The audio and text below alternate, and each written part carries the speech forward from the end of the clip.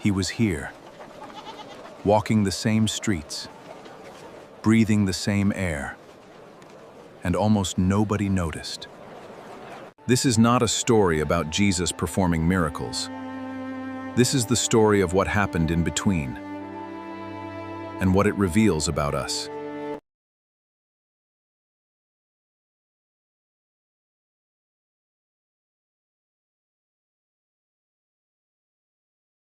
For 30 years, he was a carpenter. He cut wood, he built furniture. His neighbors knew him as Joseph's son, nothing more. 30 years. 30 years of ordinary mornings.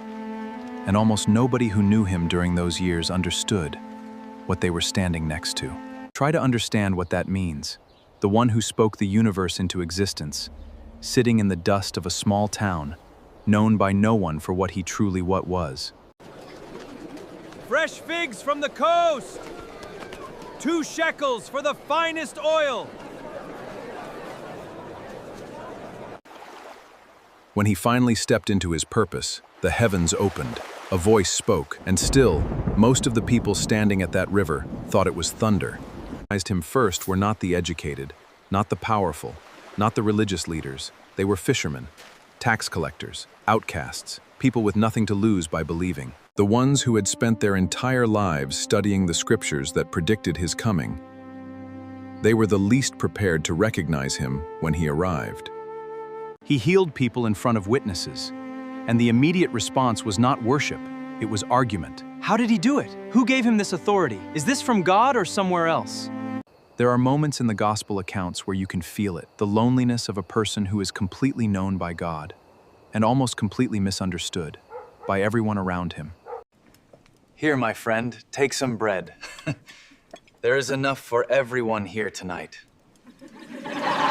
When he finally entered the city like a king, he came on a borrowed donkey. Not a war horse, not a chariot, a donkey.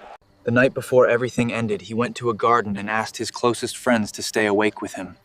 They fell asleep 3 times. At his trial, the man who had healed hundreds stood silent while people lied about him. He had the power to end it. He chose not to. The same city that welcomed him with celebration asked for his execution 5 days later. 5 days. The human capacity for this kind of reversal should disturb us more than it does.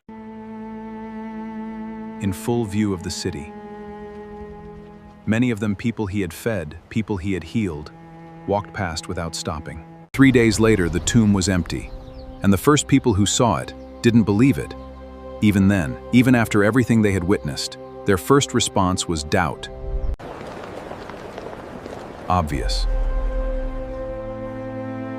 Or would you do what almost beside him did? Would you walk right past? If this made you think, subscribe. We create one video like this every week, not to entertain you, to ask you the questions faith is afraid to ask.